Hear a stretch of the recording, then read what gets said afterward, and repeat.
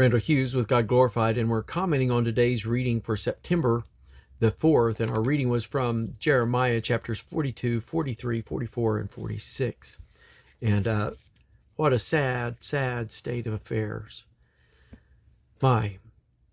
So the people come to Jeremiah and say, pray to Yahweh, thy God, and we'll do whatever he says. Jeremiah prays, comes back after 10 days and says, this is what God says. Don't go to Egypt.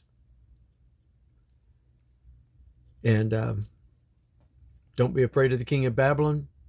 I am with you to save you and deliver you out of his hand, verse 11. And yet the people didn't want to hear that. And so they went to Egypt. They moved to Egypt. And so it didn't matter that Jeremiah is constantly telling them, God's not going to be with you. He's going to be against you. And he's going to be against Egypt. And it mattered little. They went anyway.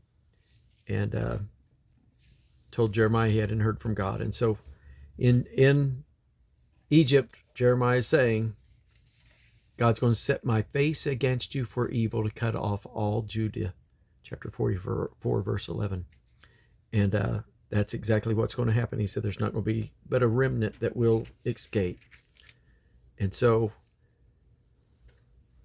he said, hear the word of the Lord, verse 26.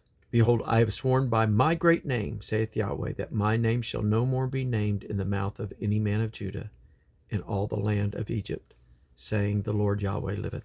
They would rather give praise, burn incense to the Queen of Heaven, than to serve the living God. Just absolutely amazing that they went back. They felt like they had more abundance when they were serving the Queen of Heaven than when they were serving the true God. And so God said, I will be against you for evil. And so that's what we will see taking place in the days ahead.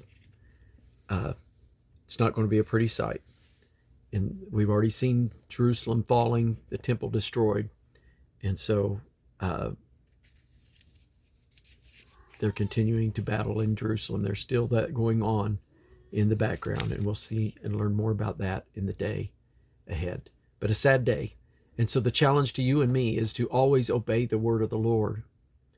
I've heard my pastor say at different times that people would come to him and say, this is what I'm thinking I want to do. What do you think?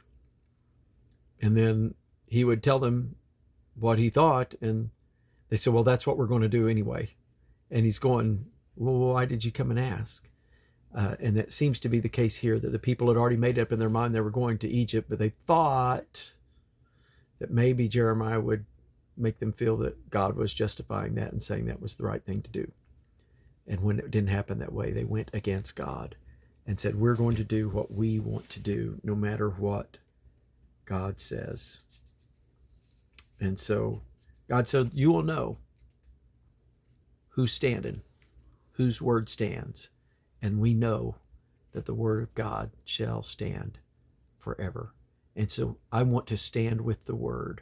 I want to obey it. God, give me the heart. Work in my heart and mind to always have the spirit and a heart to be seeking to obey you. I'm certainly not a perfect man, but I'm striving to obey his word. There's things I'm working on, believing him to give me strength and grace to help through. And I know that he will do that for me and for you, as long as you keep your heart toward him. God bless you.